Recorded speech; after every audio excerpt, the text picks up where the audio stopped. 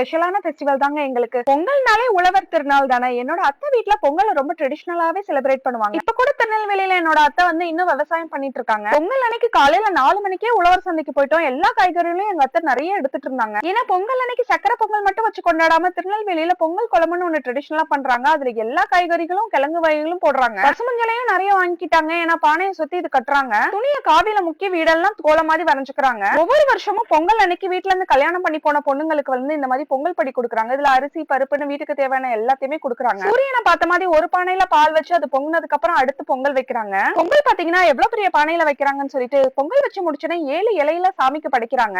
இப்பதாங்க ஹைலைட்டே. பொங்கல் அன்னைக்கு பொங்கல் மட்டும் வைக்கிறது இல்ல, பொங்கல் குழம்புன்னு சொல்லி ஒண்ணு வைக்கிறாங்க. அதுல எல்லா காய்கறிகள் கிழங்கு வகைகள் எல்லாம் போட்டு வைக்கிறாங்க. அதோட டேஸ்டே வேற லெவல்ல இருக்கும். எல்லாமே கையில அரைச்சு வைப்பாங்க. அட போங்க, இது போன வருஷம் நான் செலிப்ரேட் பண்ண பொங்கல். இந்த வருஷம் பொங்கலுக்கு பாருங்க, காலையில குளிர்ல நடுங்க நடுங்க நான் ஆபீஸ்க்கு போயிட்டு இருக்கேன், அதுவும் வேற ஊருக்கு.